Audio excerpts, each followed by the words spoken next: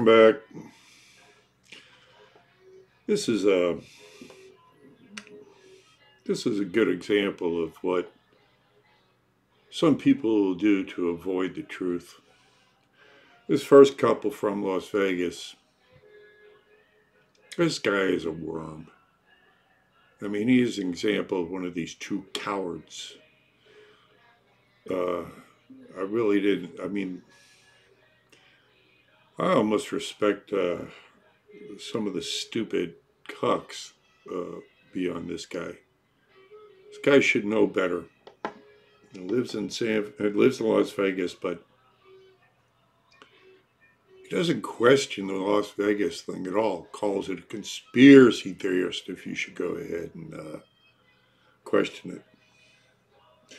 And the second guy's just the opposite. You know, he's the curious. He's the one. He's what you should be. So that's where this is at. Anyway, you know the routine. If you like it, you like it. If you care, you share. Subscribe. Subscribe again if you've subscribed before, because you know they knock them off. And Christmas is here, folks. Go get something at my badass shop.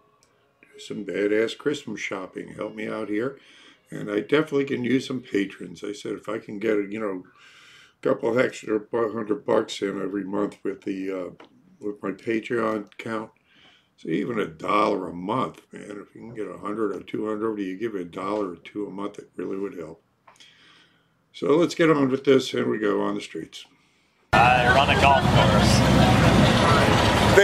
I've talked to, and it's been a while, and nobody's ever been able to really understand or give an answer to what happened with that massacre, the shooting that was there. Depends on your conspiracy. Say what? Nothing. I don't know. I mean, 58 people get murdered. We don't know all of the details. I have a hard time believing, because I spoke to some people that were in the kill zone, and they told me that those shots came from ground level from different directions. Yeah, it's all about what you believe, I guess. Well, I mean, why would they lie to me? I don't. Good question. I mean, they were obviously they were upset when I talked to me about it. It was traumatic for them. And I asked them, you know, we've heard these things, and she said, we were there. And we saw a woman get her head blown off next to us, and those shots came from different directions on ground level. Now, why are we getting the truth of that? Why are people complacent about this? I mean, how many? 500 people got injured, 58 got murdered, and they just like, oh, yep, nothing to see here, folks, just move along.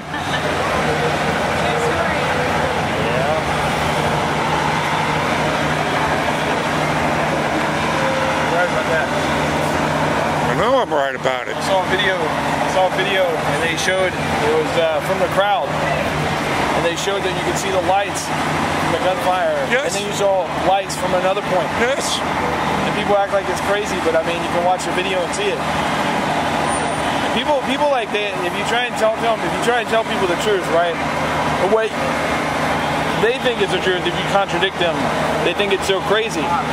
But if you think about like 40 years ago, there's stuff going on that people wouldn't have believed now that's coming out the light that the government did then.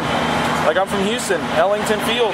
They flew the Iran-Contra. They flew arms right out of Ellington Field, right there locally. And people, if you would have told people that when it happened, they would have said, "That's a conspiracy." Just like the drug war, all the things we did with the drug war that are coming to light now. It's like you. And I just don't understand. I mean, well, I do and I don't. I understand that people are afraid, but to shut your eyes to this and move along like, well, nothing, you know, it's not right.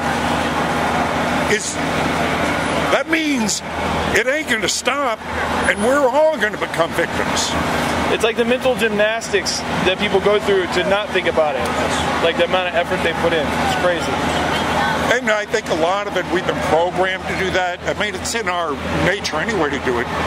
But people like myself, I mean, we see these things. I feel compelled to just scream about it, go out on the street and go, like, you know, like our hair's on fire, and going, hey, if you close your eyes to this, they will come and cut your throat eventually.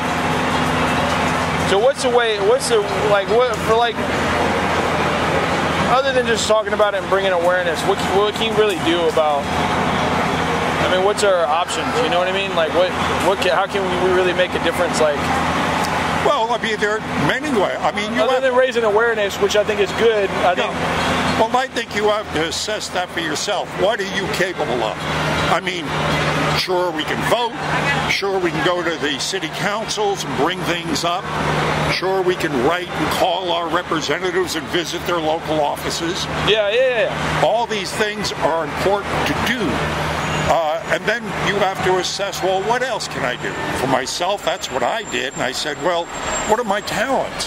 All right, I'm an artist. I'm not afraid to talk to people. When we put those two together and come out here and try to gain some dialogue with people, I might reach somebody of influence out here.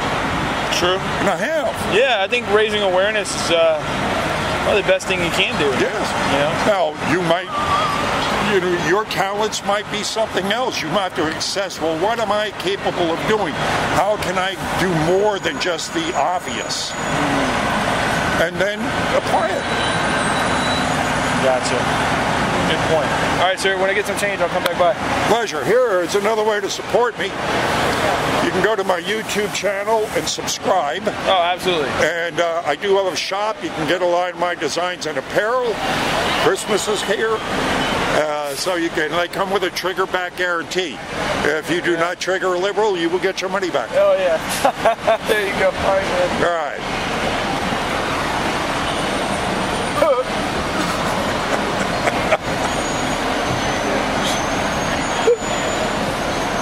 Ha ha ha.